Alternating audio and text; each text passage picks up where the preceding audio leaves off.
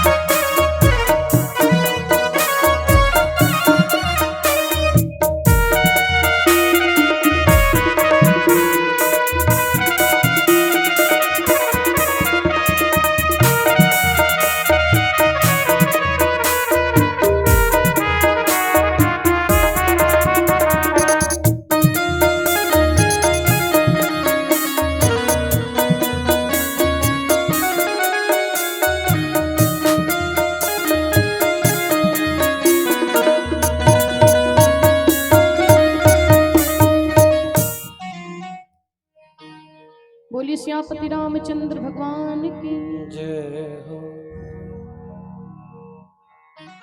जैसे मंथरा की बात को माता कैकेयी ने सुना तो माता कैकेयी कहती तो सत्य कहती है, लेकिन मंथरा एक बात बता क्या?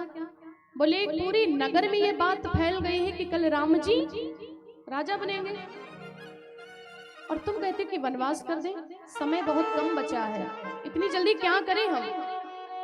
तो मंथरा ने कहा सुन दासी, क्यों बेस है आज? पूरा बेस है, बेस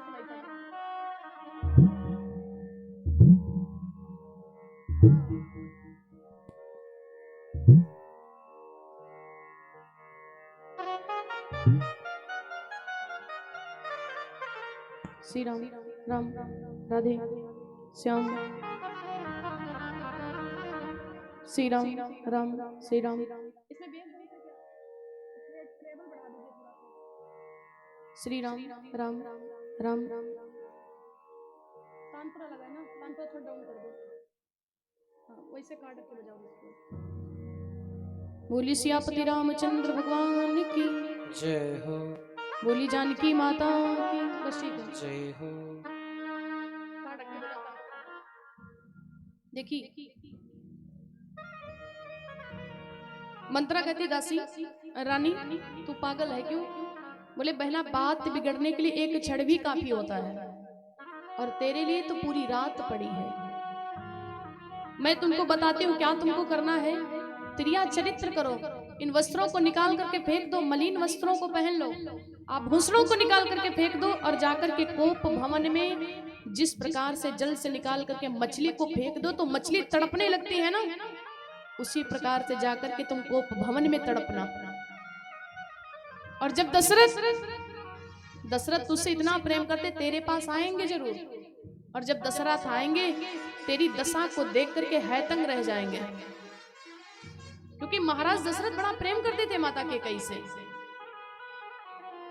दशरथ तेरी दशा को हैतंग रह जाएंगे, कहेंगे रानी क्या हुआ? कुछ भी मत बोलना, पहले कुछ नहीं बोलना।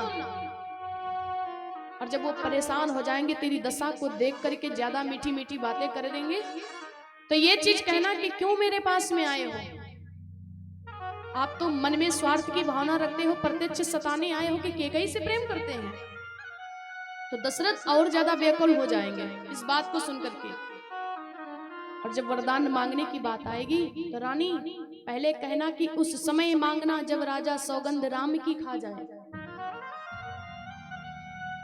जब महाराज दशरथ राम की कसम खा जाएंगे तब वरदानों को मांगना, पहले मत मांग लेना।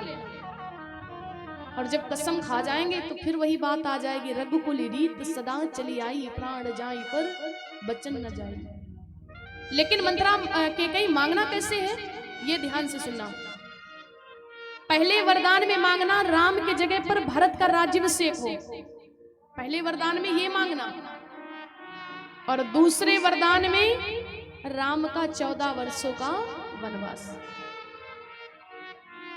पूरा मिच गई दोनों में, दोनों ऐसे मिल गए जैसे सरकरा सिर। और जैसे मंत्रा ने बताया ना, जैसे मंत्रा ने बताया माता कैकेयी ने तुरंत उन राजसी वस्त्रों को निकाल करके फेंक दिया, मलिन वस्त्रों को पहन लिया दासी के रूप में, आभूषणों को निकाल करके फेंक दिया और गई है कोप भवन में। पहले के राजा लोग जब मकान बनवाते थे ना, महल, तो उसमें एक कमरा बनवाते थे और जिसमें लिखवा देते थे कोप भवन। कोप का मतलब क्या होता है? दुख। माने जिसको जिस प्रकार का दुख होता था तो बताना नहीं पड़ता था कि इस बात का दुख है, उसी भवन में चला जाता, लोगों को पता चल जाता था कि इनको दुख है। अच्छा, आजकल के लोग कोप भवन क्यों नहीं बनवाते हैं? आजकल भी सभी के बड़े बड़े घर बने हैं, मकान बने हैं, लेकिन लोग कोप भवन क्यों नहीं बनाते हैं? क्योंकि आजकल पूरा घर कोप भवन बन गया है। किसी किसी में बनती नहीं है, उनसे नहीं बनती है, तो कहां तक कोप भवन में बैठे हैं? और अगर कोप भवन बनवा भी तो उसमें जगह भी नहीं रहेगी, पूरा भर जाएगा दुख वालों से।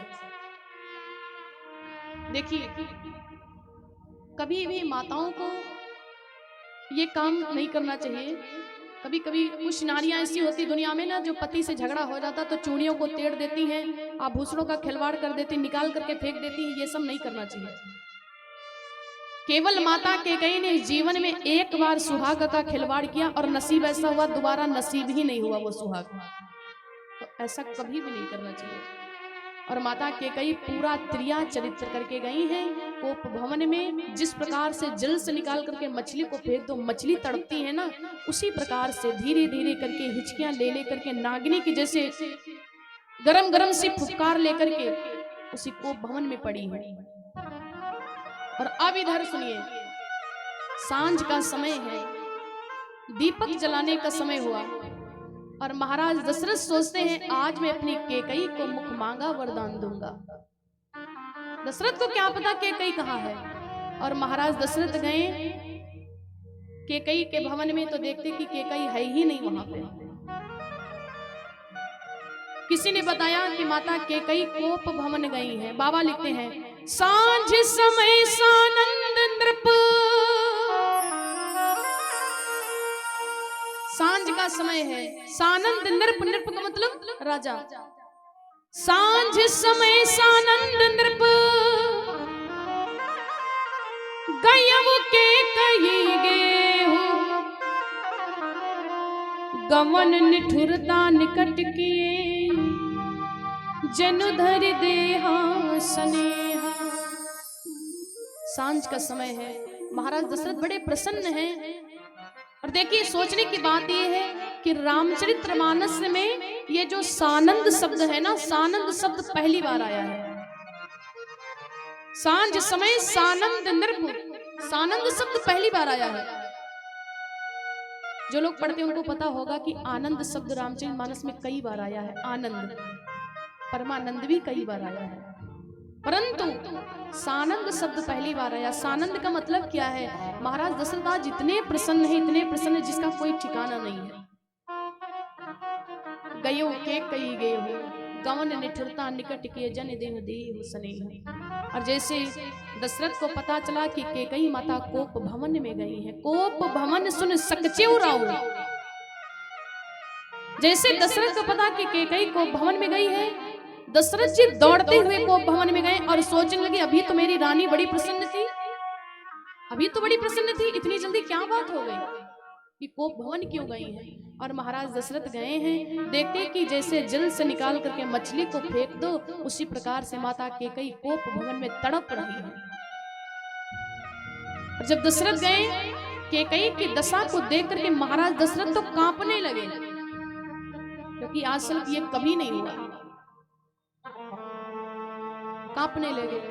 लेकिन महाराज दशरथ सोचने लगे कि हाँ ये होता है कि जब घर में कोई बड़ा प्रोग्राम होता, शादी विवाह होता, तो अक्सर ये माताएं रूठ जाया करती हैं थोड़ी थोड़ी सी बात को लेकर के। और कल मेरा पुत्र राजा बनेगा, हो सकता कोई बात हो गई हो, देवरानी जेठानी भी कुछ हो गई हो, या किसी ने कुछ कह दिया हो इसलिए रूठ गई हो। और महाराज दशरथ गए कैकेयी माता के चरणों की तरफ बैठ करके जरा से जैसे कैकेयी के ऊपर हाथ रखे ना, कैकेयी ने ऐसी फुफकार मार दी ना जैसे कोई नागनी फुफकार मारती है। क्यों मेरे पास में आए हो? मैं कौन तुम्हारी होती हूँ। माता कैकेयी जैसे मंथरा ने बताया था वैसे किया, पूरा त्रिया चरित्र कर रही। महाराज क्या करने आए मेरे पास में? मैं तुम्हारी कौन होती हूँ?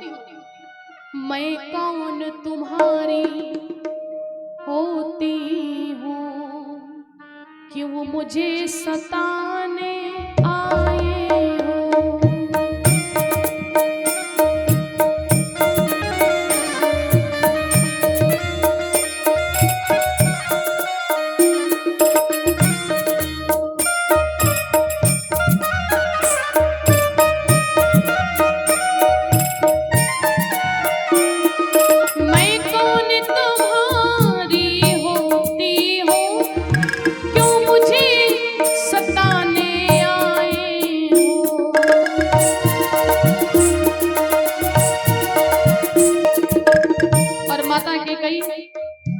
उठ करके बैठ गई, कहती महाराज मन में रखते हो स्वार्थ भाव, मन में रखते हो स्वार्थ भाव, परितच्छ सताने आए हो।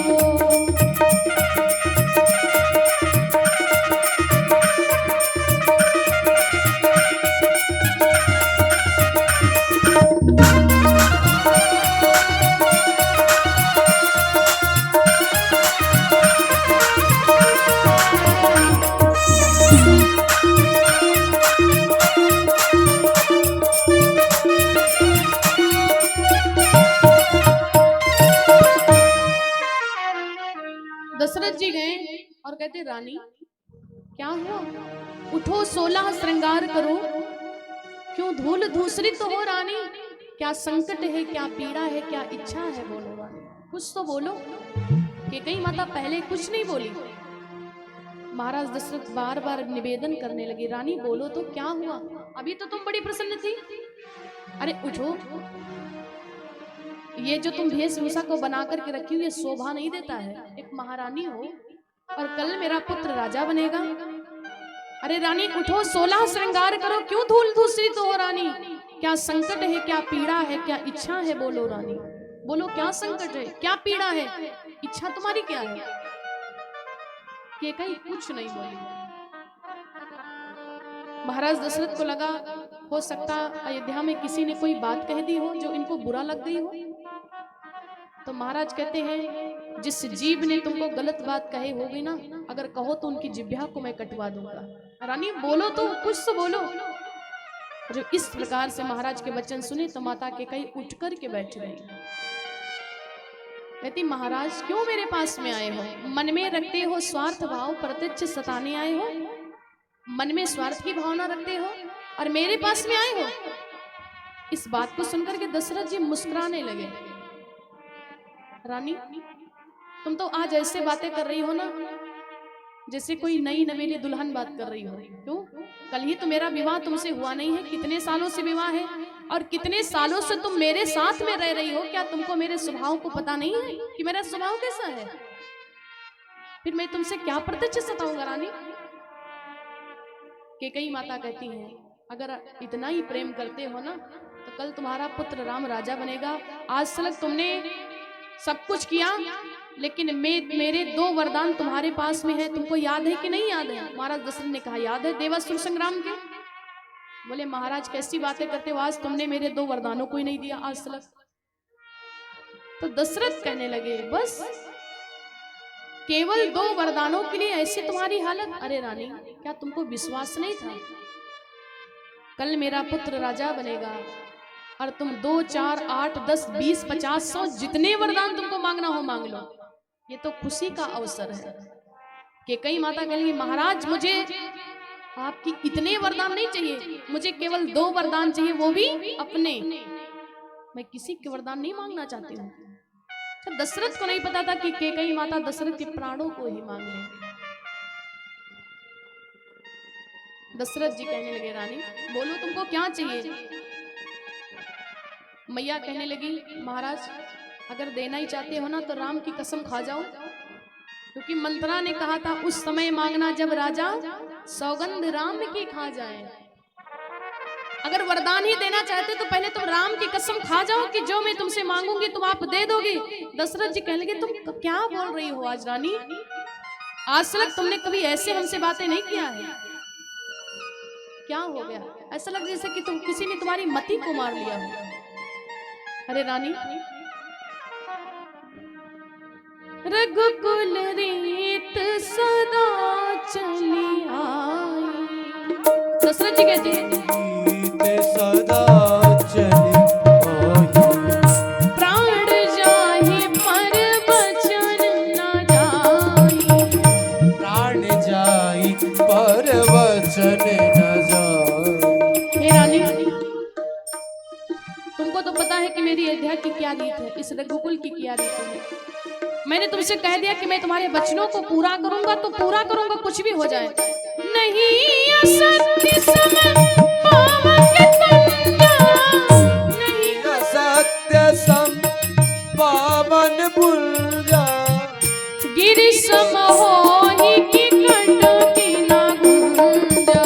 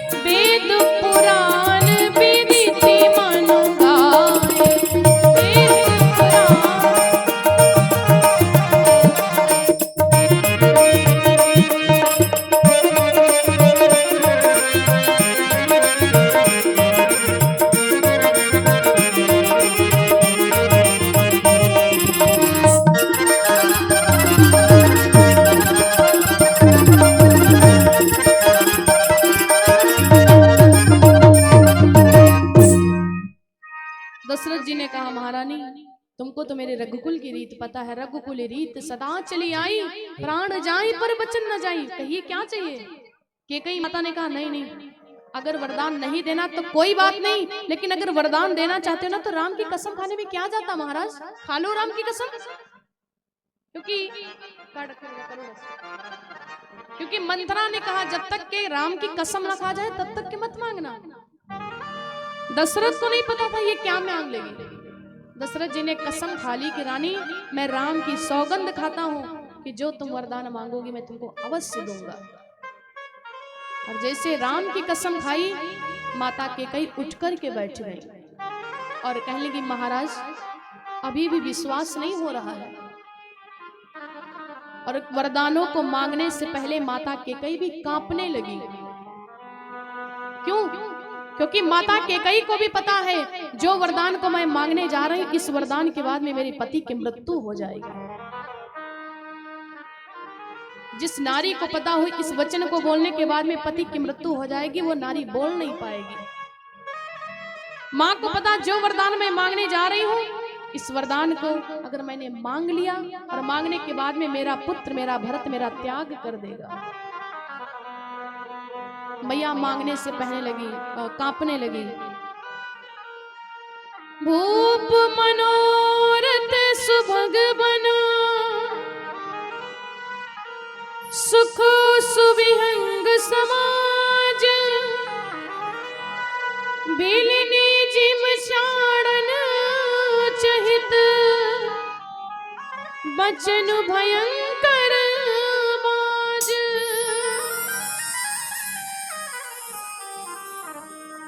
माता कैकेयी हाथ जोड़ करके मांगने लगी महाराज पहला वरदान मेरा ये है, सुनहु प्राण प्रिया भावत जी का,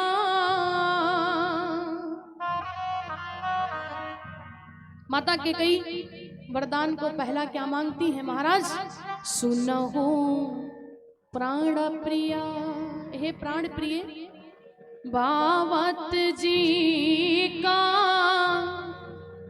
देहा वो एक बार भरत ही टीका। और दूसरा मैया वरदान को मांगने से पहले कांपने लगी, मांगहु दूसर बर कर जोरी, पूरे बहुनाथ मनोरथ मोरी। दूसरा वरदान क्या है, तापसु भेषु विशेष उदासी। जैसे इतना कहा ना, दशरथ जी मन में सोचने लगे राम की जगह पर ये भरत को राजा बनाना चाहती है। और दूसरा वरदान बोले तापस भेष विशेष उदासी, मानो ये कहना चाहते कि महाराज दशरथ तपस्वी का भेष बना करके विशेष उदासीन पालन व्रत का पालन करके आप 14 वर्षों के लिए वन में चले जाइए। और महाराज दशरथ जी मन ही मन में तैयार हो गए, कोई बात नहीं मैं वन भी चला जाऊंगा। लेकिन माता कैकेयी कहती आप नहीं, तापस भेष विशेष उदासी, 14 वर्ष राम वनवासी। जैसे इस बात को सुना महाराज दशरथ पृथ्वी पर गिर गए, केसों को नोच लगी, रानी ये क्या मांग लिया, रानी ये क्या मांग लिया। कैकेयी जल से निकाल करके मछली को फेंक दो, हो सकता कि जल के बगैर मछली के प्राण बच जाएं। लेकिन अगर दशरथ के जीवन से तुम राम को निकाल दोगी ना तो दशरथ जीवित नहीं बचेगा। ये क्या मांग लिया रानी, क्यों? कोई बूढ़े हाथी के सामने जब कोई जवान सिंह दहाड़ मारता है ना, जैसे जवान सिंह की दहाड़ को सुनकर के बूढ़ा हाथी कांप जाता है, उसी प्रकार से कैकेयी के वचन को सुनकर के महाराज दशरथ कांपने लगे। और हे कैकेयी ये तुम नहीं, ये मेरा काल बोल रहा, ये मेरा काल बोल रहा। श्रवण कुमार के माता पिता की चीख चीख की आवाज कहती कि जैसे पुत्र की विरह में मेरे प्राण गए ना, वैसे पुत्र की विरह में तुम्हारे भी चले जाएंगे। कैकेयी माता और कठोर हो गई, महाराज कोई बात नहीं, मत दीजिए, लेकिन आज के बाद में ये मत कहना कि रघुकुल रीत सदा चली आई, प्राण जाए पर वचन न जाए। अभी तो आप कह रहे थे 2 4 8 10 20 50 100 जितने वरदान मांगना हो मांग लो, और मैंने तो केवल 2 वरदान मांगे, वो भी अपने, ये आपकी दशा हो गई। अरे महाराज, कसम खाने से पहले सोच लेना चाहिए था। एक राजा की पत्नी हूं, एक राजा की कन्या हूं, एक राज्य से कम क्या मांग सकती हूँ? क्या ये कैकेयी चबाने वाला चबैना तुमसे मांगती? तुमको पहले नहीं पता था? दशरथ कहने लगे ये तू नहीं, ये मेरा काल बोल रहा है। और यहाँ पर माता कैकेयी ने एक बात कह दी। मैया कहती होति प्राप्त मुनि भेष धरी, जो न राम बन जाहि, तो मोर मरन रावुर अजस नृप समझियो मन माही। देखिए कैकेयी माता कहती है कि अगर कल राम बन गया, अगर राम कल बन गया तो मेरी आपकी मृत्यु होगी, मुझे कलंक लगेगा। क्यों? क्योंकि दुनिया वाले यही कहेंगे कि कैकेयी ने राम का वनवास कर दिया, राम के विरह में कल आपके प्राण जाएंगे, मुझे कलंक लगेगा। और महाराज अगर राम कल बन नहीं गया तो मेरी मृत्यु होगी, आपको कलंक लगेगा। क्यों? क्योंकि तुमसे पहले मैंने वचन राम को दे दिया है। मैंने तुमसे पहले राम को वचन दे दिया कि राजकरण जब अवसर आई तब देहूं वनवास पठाई। महाराज मरना दोनों का तय है। अगर राम बन गया तो आपकी मृत्यु होगी, मुझे कलंक लगेगा, और अगर राम बन नहीं गया तो मेरी मृत्यु होगी, आपको कलंक लगेगा। लेकिन महाराज मैं सोचती हूँ कि आप पुरुष हो, मैं महिला हूँ, आप ये कलंक को लेकर के कहाँ घूमते रहेंगे? समाज में उठते बैठते हैं, लोग यही कहेंगे महाराज दशरथ ने वचन दिया लेकिन पूरा नहीं कर पाए। महाराज मैं नारी हूं, मैं घर के अंदर भी कलंक को छिपा करके रह सकती हूँ, इसलिए आप मर जाइए। माता ने भी सत्य कहा, बोले होति प्राप्त मुनि भेष धरी, जो न राम बन जाहि, तो मोर मरन रावुर अजस नृप समझियो मन माही। मरना दोनों का तय है। 30 कर दे।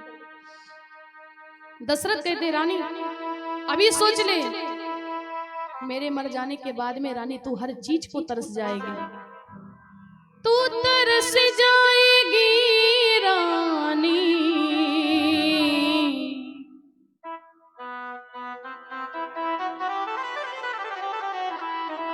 तू तरस जाएगी रानी। 3 कर दो।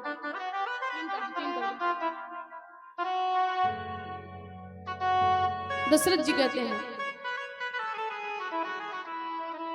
तू तरस जाएगी रानी,